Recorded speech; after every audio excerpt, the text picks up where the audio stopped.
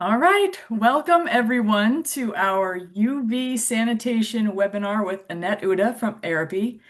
Annette is a borderline celebrity at all of the pet conferences we go to. I'm not even kidding.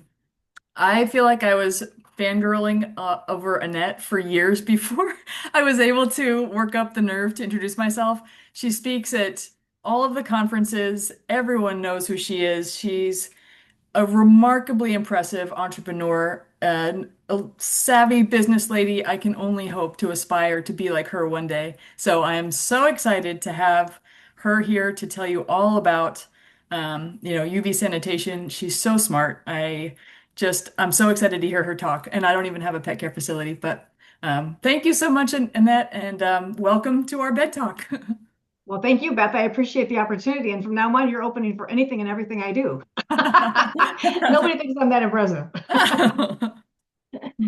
But sincerely, I do appreciate the opportunity to be able to meet with all of your guests and also the opportunity to work on this webinar with you. Well, I'm so excited that you're here.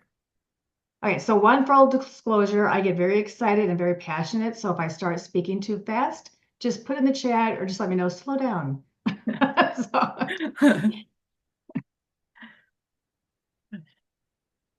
okay, are we ready to roll? I think we're ready. Okay. All right. Well, everybody, thank you so much for attending today. I really appreciate it. I love questions. One thing I really want to point out is that please don't think there are any stupid questions. I hate when somebody says, well, this might be a dumb question. There are no dumb questions.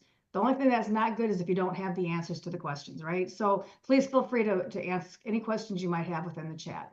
Okay. Except for my age, I will not tell you that. But other than that, we are ready to roll. Okay, well, first of all, again, just to introduce myself, I know you can see my picture, but I have my picture up here with Tasha. So my story started back in 2008 when Tasha, which is my Shih Tzu, suffered severely with environmental allergies. We had a home business that we were working in, and Tasha was with me every day. But because of her pet atopy or environmental, I guess, infections or whatever they called it at that time, environmental allergies. Because of that, then unfortunately, we ended up having her going through a lot of vet visits, a lot of money, and also, unfortunately, ultimately, she passed away due to indoor air quality. So because of that, I am very passionate about what I do. This is not a business for me just because I wanted to start a business. This is because of a true need that's out there.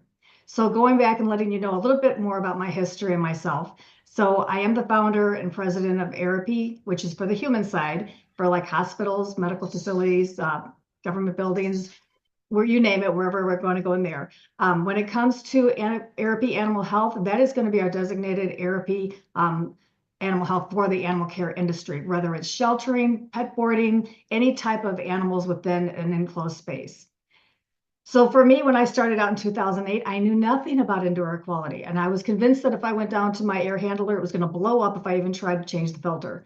So for me, whenever I was finding out about these different solutions that might be out there as far as indoor air quality, I wanted to find out, first of all, it doesn't really work. How do we know that what we're saying is true? So for me, I do know that peditopy, environmental allergies, started in my home because anything that comes into our enclosed buildings, because now we have everything more energy efficient and tight, whatever comes in is going to stay in. And it's really hard to get it out, which energy savings, great, right? But when it comes to disease mitigation or allergens, it's horrible.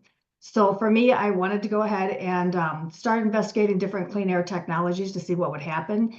And when we found our company, UV, we were so amazed that it actually did take away Tasha's allergies. It took away my daughter's asthma when she was in the house and also my allergies. That's why, that said, when I went to my veterinarian and told her what we were doing for Tasha, she was surprised because she said that she's never seen allergies just quote unquote go away. And so at that point, she pretty much challenged me and said, I would like you to tell everybody you know about this, because the one thing I could tell you, the main reason we see animals in this profession is because of peditopy. So I took that as a challenge, especially after losing Tasha because of it. I was on a mission to be able to help as many animals as I could. But on top of that, helping the animal care businesses that are taking care of these animals, right? So while doing that, I wanted to make sure that what we were finding was accurate. So we went through and we've done a lot of independent third-party studies and researches because I can tell you how wonderful our products are. We had to prove it. So we spent a lot of money. If you've ever done a study, you know they're not cheap. But we wanted to make sure that what we were saying was true because we really put our money where our mouth is. So we did peer-reviewed studies, and I'm so proud to say that after a few years being in the industry and doing studies, that we were able to have published studies and medical journals, both with AVMA for their AVMA and also the AJVR. So these are the research medical clinics. And so from there, I went ahead and started teaching CE classes to veterinarians and to other people so they can get credits so that we can explain how indoor air quality really does affect our business and our industry. And I also, if anybody's not familiar with ASHRAE, ASHRAE pretty much handles the see, I'm trying to think of the acronym now because I know they changed it, but it was for the indoor air quality, right? So they're talking about the American standards for heating, air conditioning, engineering. And so what we've done now, what I've been doing is sitting on a lot of these chairs, trying to be able to figure out how and what is the best way to be able to incorporate UV or other air cleaning technologies into our houses and our buildings to be able to have good, clean, disinfected air. And we'll go into that a little bit later. We have been fortunate enough to be able to patent our technology before the pandemic because we've seen the need that was out there, but it wasn't being given. So we were able to design and engineer our equipment. Last but not least, I do a lot of blogs, a lot of writing, and I do appear in different segments where I'm needed.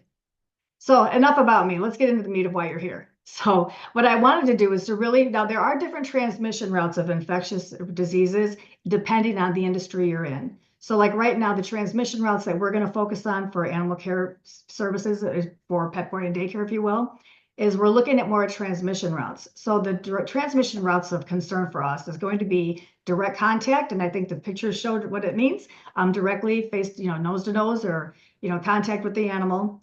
Fomite. Now, fomite, a lot of people are not familiar with. Fomite are going to be your tangibles, kind of like your toys, your leashes, your bowls, things like that. That's what's going to be considered fomite transmission. And then the ultimate one is the airborne or aerosolization transmission route. We're going to go into a little bit more about that in a minute, but those are the three primary transmission routes for animals being infected in these facilities. So what I want to talk about is why vaccines alone are not enough. Because vaccines, while they do reduce disease severity, as you can see, they're not foolproof. You know that we always have to get new vaccines every so many months or every year because they're always evolving. So you have to remember that when you're talking about viruses' only job is to be able to survive. That's why you see so many different variants when you're looking at SARS-CoV-2. You've got Delta, you've got Omicron, you've got all these different ones because the only job for it to do is to survive. So we always have to update our vaccines to be able to keep up with what's out there. And it's important to also understand that vaccines, why they're not alone, is because when you're talking about an animal releasing pathogens, one cough or sneeze, and I'm being very polite here, even when they're panting or barking or just excited, they can release over 100 million infectious particles in such a short time that it's going to infect the entire building. So that's why I'm showing that basically the airborne transmission route drives outbreaks. So the one thing I always say, and I want to make sure that I make this very clear, and I know there's different transmission routes out there, but you have to understand that the primary transmission route of any respiratory infection is spread through the air. And I'm going to repeat this one more time. The primary transmission route of any respiratory infection is spread through the air. So that's why it's so important that we really understand how this is working. So to give you a little bit of a visual, when you're talking about large droplets, and I get a little bit too geeky when it comes to science, so I'm going to keep it down. But when you're talking about particle sizes, right, or pathogens, when a dog coughs or sneezes or pants or whatever, you're going to see sometimes they slobber, they drool, they're coughing out these larger droplets, and you see that they drop to the ground, depending on how the bandwidth is of the animal. It's going to go maybe 6 to 10, maybe farther feet, right? And those particles will drop to the ground. It's critical to make sure that's why we're doing surface disinfection. What we're not familiar with until SARS-CoV-2 came through, which we were preaching to the choir and we were banging our drums and saying, hey, you need to really look at this transmission route, is called droplet nuclei. So if I don't have anything that you take away from today's lesson, is just please make sure you remember the word droplet nuclei. The reason for that is because these droplets are so tiny And they are so little that what they do is they're going to remain aerosolized for long periods of time. They don't settle out of the air. Think of the most lightest feather you've ever seen in your life. It's going to constantly move around. Now, if you remember earlier, what I told you is that the primary reason that viruses are the only way that they can really stay alive is to be able to be infecting another host. And so what they're trying to do is constantly look around to be able to get into a host. A host would be you and me. It would end up being an animal, anything that they can do for their survivability. So when we're talking about droplet nuclei, remember they stay aerosolized in the air and they don't settle out. So these pathogens are very active and there are so many of them that it doesn't take much to be able to infect an animal. So what does it look like? This is a little bit of a background visual. Unfortunately, viruses are so small that you can't see them being detected at all. But again, as I mentioned, as far as the droplet nuclei routes that they take, if you look at even here what I have when it talks about feline calicivirus, for those of us who have cats that you're housing, this virus can stay aerosolized in the air for up to 12 hours. Now think about it. If one cat sneezes and maybe she's coughing or whatever, if it can remain in the air for up to 12 hours, think about how long it's going to stay in your building. So if that means that, for instance, SARS-CoV-2, if you remember, they said that can remain aerosolized for 3 hours, right? But they didn't mention that it's 3 hours after the last person leaves because it has to have time to die off. So when you're looking at these numbers, how long are you boarding for? How long are you keeping these animals in your facility? Because if you're talking about, CV or FCV, you're talking about 12 hours in aerosolized compartments. Again, different between airborne aerosolization are two different things. You're talking about Bordetella. Now, again, because I'm talking about the actual pathogen, Bordetella is going to be what they consider canine cough. So I don't like the word kennel cough because you can get it anywhere, but Bordetella is going to be your canine cough. That can be days or weeks. Canine distemper, up to a few hours. Canine influenza, both variants, up to several days.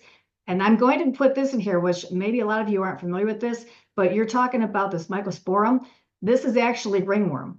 And so a lot of people know that ringworm is very transmissible, direct contact, right? But they're not realizing that it can stay up within the dust and within the air. And then that can actually stay in the surface and in the soils for up to a year.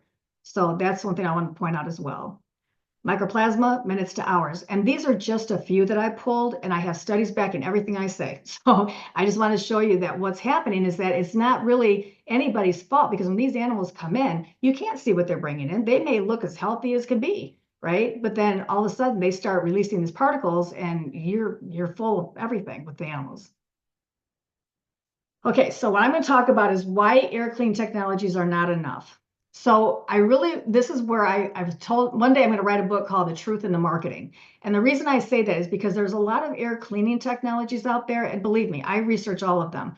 I'm not telling you that what we have is the be all end all. I'm just going to tell you that if something else better comes along, I'm going to jump all over it, because I just want to make sure that what we're doing is protecting the animals and the health of your business. So when we're looking at the technologies, we have air purifiers or filters. Air purifiers are wonderful, but you have to remember that they have limitations. Air purifiers, you have to read the manuals. You have to look at the studies. You have to really see what is it that they're saying about them. Do they trap particles? If they do, how far down can they trap particles? And can you tell me how many I'm going to need for this square footage or what I have in my facility, in my area? So again, you just really want to look and remember, these are trapping mechanisms. They're not killing. So even air purifiers, they're going to have the air that's going through them to be able to push through the air that's not been cleaned. Does that make sense? I don't know if that's making sense. If not, feel free to ask the question.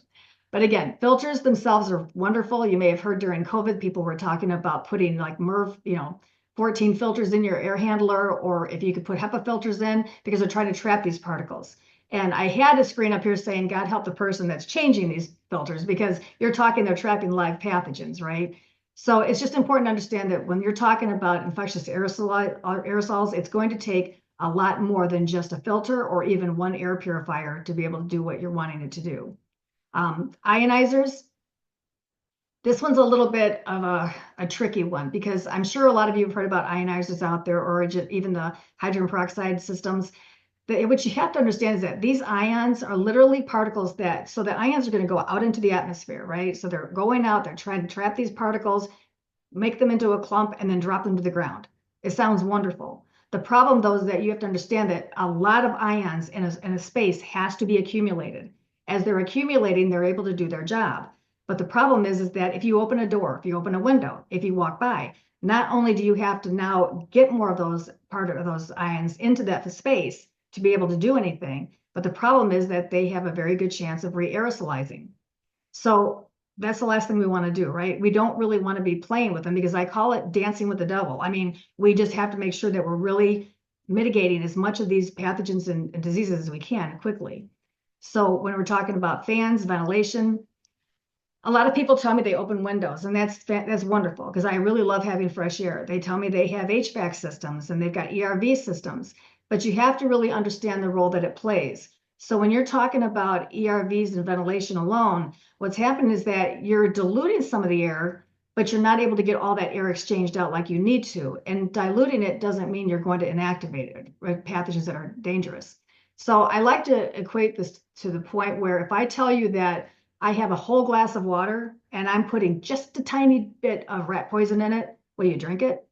Right? Because it's infected, right? So it's the same thing with our air. We have to make sure that we're disinfecting the air, not just trying to clean it or we're not trying to filter it. We have to make sure that we're killing the pathogens in the air.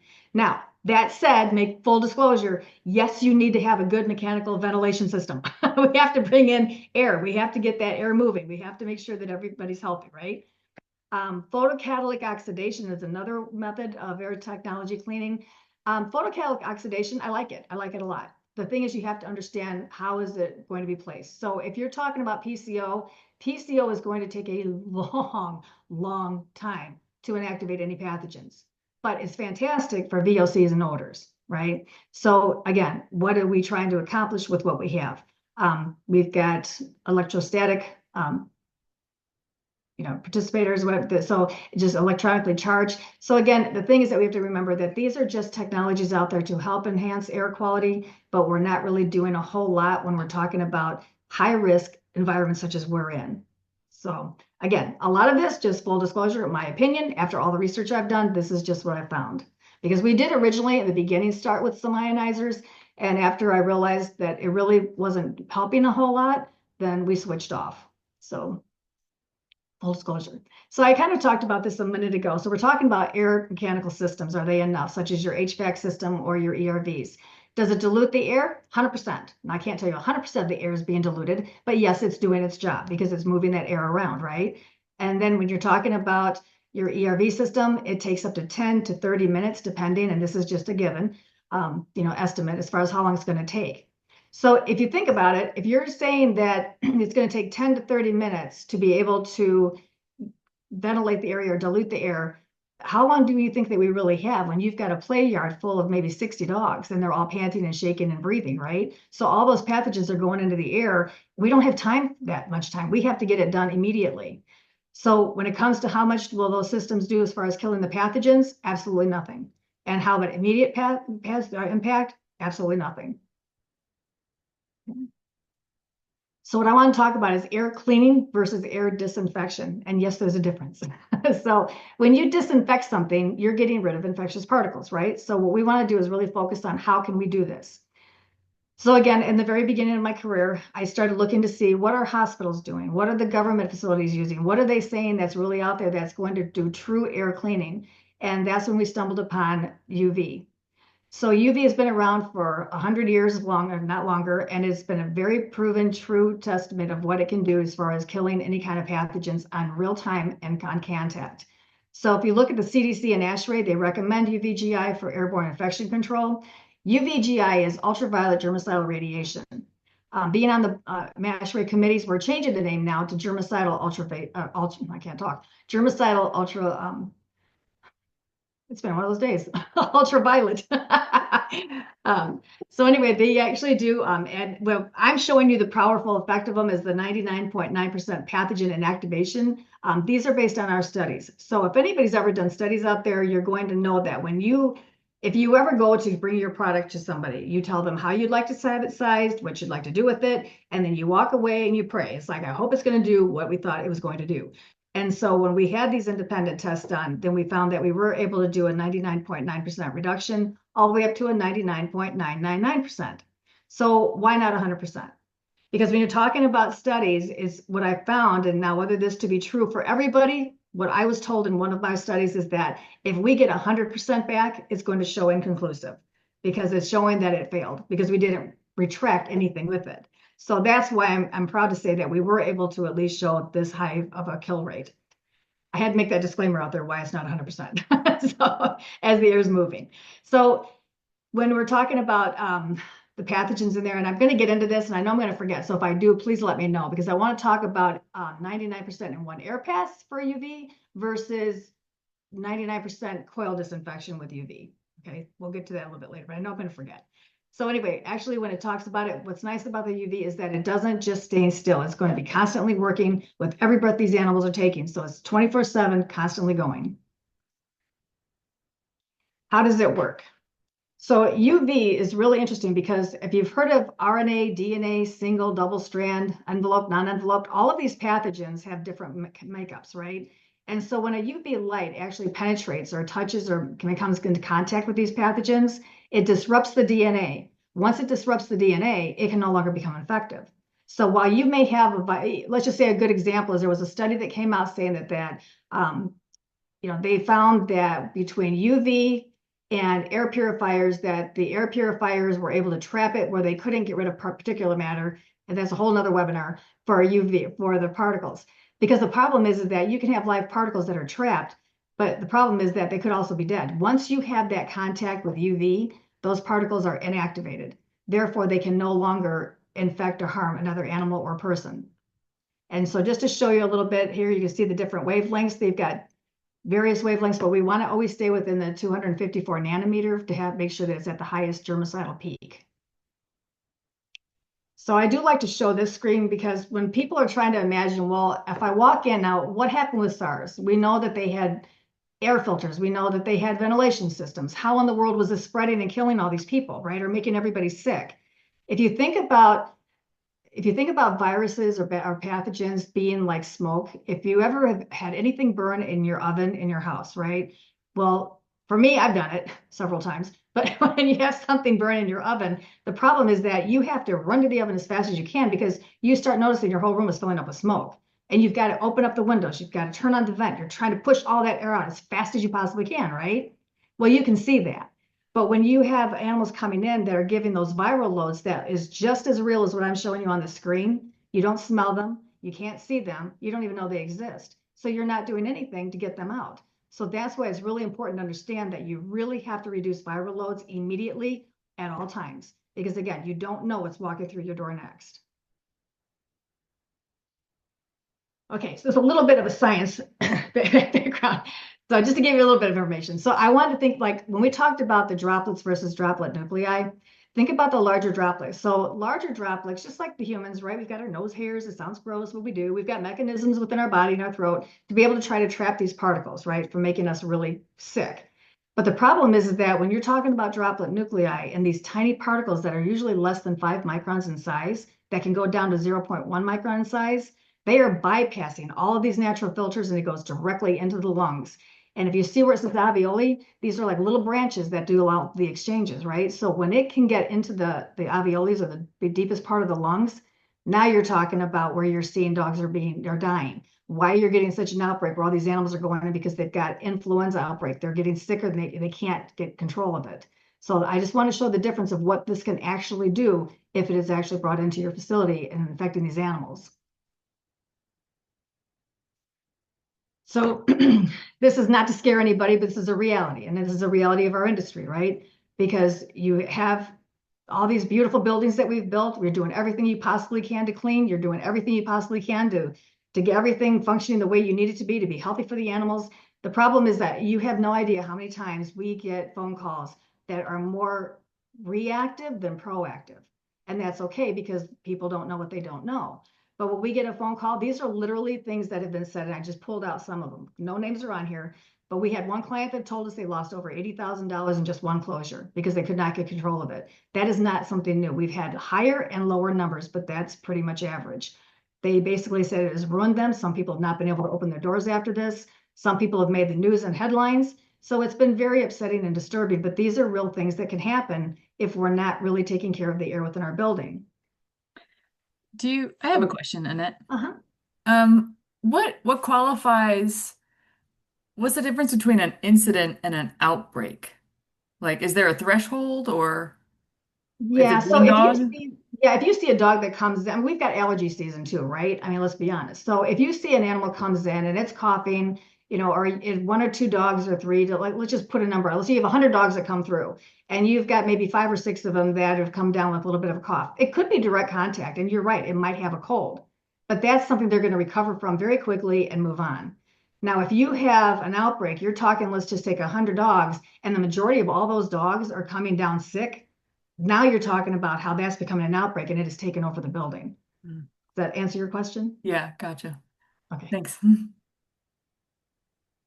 So what I always tell people is that we're missing the piece of the puzzle. This is what I've talked to with veterinarians, I've talked to shelter directors, and I've talked to, even when it comes to ASHRAE, we're missing the one piece that people really need to understand. And I'm sorry about surface disinfection being inside and outside and the numbers wonky. I couldn't get this to work on my PowerPoint, but that doesn't mean that it's only 13% important. That's not it. It just messed up my PowerPoint. But just to let you know that what's happened is that if we're doing vaccinations and we're cleaning the surfaces and we're not cleaning the air, we're leaving this huge hole to be able to have these pathogens come through, and we're not going to get a hold of it. So if we're not disinfecting the air and along with the other protocols and things that we're doing, we're really leaving ourselves very vulnerable. So again, proof is in the pudding. So when we would talk about proven results, peer-reviewed studies, and independent testing, we wanted to make sure, and these are just my studies, but I can tell you there's thousands of more out there. So for us, we went through and made sure that we were covering everything that we could. There was a wonderful doctor, Dr. Thompson or Dr. Kennedy. When I was working with her, she was with the Tennessee University. She's got a piece of my heart, always will, Melissa Kennedy. When I came to her and told her what I was trying to do, she thought it was wonderful. She just asked me to make sure that whenever we're doing studies that we want to cover every aspect. Again, the envelope, non-envelope, uh, RNA, DNA, all of that. And so we did. And by doing that and then going through and having these studies performed, again, independent third party is a lot different because we're not asking them, this is what we want you to extract from the study, and this is what we want you to show that we've killed at. You walk away. So these studies, they had to be real and proven because as I mentioned earlier, that for me, I lost my animal to this. My mom passed away from COPD. If anybody's understanding about having asthma or air quality, it's an important thing, right? So it could be a life or death. So for me, I didn't want to come out with something if it wasn't going to be proven. So hence, this is where we ended up with all of our studies. Now, the one thing that's interesting is that the Premier Risk Management, when they did their study, they did it during COVID. And the funny thing is that they just bought the unit. They wanted to test for themselves because, again, anybody can say anything. And the next thing we know, we find out that they're putting all over that they were not able to find anything in their building after, the mold after they installed our equipment. So that was really nice, but they allowed us to kindly, share the study with everyone. So this is one of our units, this is the upper air unit. When we talked about viral loads, because again, remember, when you're talking about the air moving through the building, you may have 6 air exchanges per hour. That's fantastic when there's low numbers of dogs going through your lunchrooms, your, the hallway, your office, things like that, because the animals aren't really congregating there. So naturally, by having the UV within the air handler, you're able to get all of those viruses done within, or pathogens inactivated quickly within one air pass when properly sized. But when you're talking about viral loads, where the animals are in the, boarding, when they're in their play areas, when they're going to be boarding, when they're going to be kennel, whenever they're going to be high volume of dogs in one space, you really have to get those viral loads down immediately. And that's where our upper air unit, which is in one of the doggy daycares that we work with now, has put the unit in. So it helps protect not just the animals, but also the humans that are caring for them, because a lot of people don't realize that zoonotic transmission, which that's another webinar, can actually transmit, animal pathogens to humans and vice versa. Hence SARS-CoV-2, H1N1. Those were all animal-related pathogens that spread to humans, and we all became sick from them. So this is a really good, it's something that really should be helping for advanced disinfection to be able to get the viral loads down. And somebody they asked me too, it's like, well, it's expensive. It's not. I can promise you this, the amount of closures and people's horror stories of what they've spent comes nowhere near what our cost of equipment is. So I just want to make sure that it's really important to understand that this is affordable, it is achievable. So it is something that can be done within your facility. So I have a question again. Sorry. No. Um, so Is it a unit that emits a light ray that we can't really see? Like, how does it get into the runs, into the kennels there? So as the animals are in their environment, right? So the air is going to circulate. There's always turbulent air. And so you're going to, this is our zone 360 unit, which has got the UV light on all four corners. The UV light, well, we have this one is actually the one that we did patent because this unit is going to have the UV rays going straight out on all four ends. So this way, whatever's coming up into that space is going to inactivate immediately. Now, to get that air more turbulent, and we want to make sure that we're getting that air moving, we've integrated a fan in the middle to pull that air up in addition to not just having the outsides waiting for the natural convection, but we have the air also going through there to kill it as well. Clever. Thank you. Yeah. There's so many different things. I mean, again, every facility needs to be sized correctly, so it just depends on what they need. So again, as I put down that, cleaner air, healthier pets, UV disinfection is continuously working to help to mitigate any kind of diseases, pathogens, so it doesn't transmit. And we're also making sure that it's round the clock safety for everyone. So the last screen I really wanted to push, well, not last, but one of the last ones I wanted to talk about is I've had a lot of people ask me if they have an HVAC technician that has UV, can they just go ahead and put what they have in there? The problem is that there's not a one size fits all. So for Train, you've heard of the HVAC company Train. So with one of them, I'm considered one of their trusted advisors. What that means is that you can have UV that's going to be put into factory built, if you will, or facility built. So they've got a unit that's going to be coming into their facility. It's going to be factory installed. They're ready to roll. That's fantastic when you're looking for coil disinfection. But the problem is when you're looking for air disinfection, those are two different things. So you're talking about a night light versus a light for a operating room, if you will, right? So there is not a one size fits all. Every one of our customers that you talk to, or clients, or I should say partners, every one of them, they will tell you, we ask for your mechanical drawings. We want to see your floor plans. We work with you and we do not charge for this. And so it's not cheap, but we don't. And because the thing is that we want to make sure that we are properly sizing for true air disinfection. So when you're talking about UV being within the air handler, and I mentioned earlier, I wanted not to forget that. So if anybody's familiar with their air handler, if they're not, they can go down to their basement, or they can look, wherever they're in their, townhouse, condo, wherever, you're going to see where you're going to have an air handler is where you change the filter pretty much. And you might have a 25-inch by 25-inch metal box or plenum. And so when you have somebody that's putting a factory installed or an off-the-shelf box UV, they're putting the UV within that air handler. And that's fantastic because, like I said, you don't need to worry about that airstream because that UV light's not going to move, and neither is the coils. So the coils are going to be able to get rid of any kind of mold, biofilm that builds up within there, right? But when you're talking about air disinfection, we need to match the CFMs with the amount of UV energy because we have less than a second, pretty much less than 0.5 seconds to kill all those pathogens off within one air pass. So when somebody has, and this is where I talk about the truth in the marketing, can someone tell you that they have a UV system that's factory installed that is disinfecting and cleaning the air? Absolutely. But how much of that air that's going through in one air pass are they cleaning? 5%, 2%, 10%? We don't know because it wasn't designed for that, right? So that's why it's really important and critical to understand what are we being sized for? Because with you, and I tell everybody in the animal care industry, you are just as at high risk as what an emergency room or a hospital would be at. You need to get those high kill rates, if you will. And what I didn't mention earlier is when I showed you that unit that we were showing with the upper air unit that had the 4 different sizes in there on 4 different corners of UV output. The one thing that's nice about that is if you've ever heard the expression equivalent air exchanges per hour, what that does is that can bump it up. So it's like a clean air delivery rate almost, right? So if you get 6 air exchanges in your building naturally, by installing an upper air unit, you can now bump that to an equivalent upper air exchange. And I'm going to throw out some numbers because I haven't sized your facility, but generally speaking, you're looking at close to 20 air exchanges per hour. So if a hospital is requiring 12 and you're at 20, how much more disinfection do you think you're getting, right? So we want to constantly make sure that air is being moved and being cleaned on contact. Probably, I hope that made sense. So it's just important to make sure that you are properly sizing it, right? So you would never put a large dog in a small cage, right? I mean, it's the same thing. You just have to make sure that we're properly sizing to make sure you get the best benefit. So as far as the takeaways, folks, again, if I can't push anything out on this, I just really want you to know that you have to understand these pathogens are real. and they are very infective, and the virus's job is only to survive.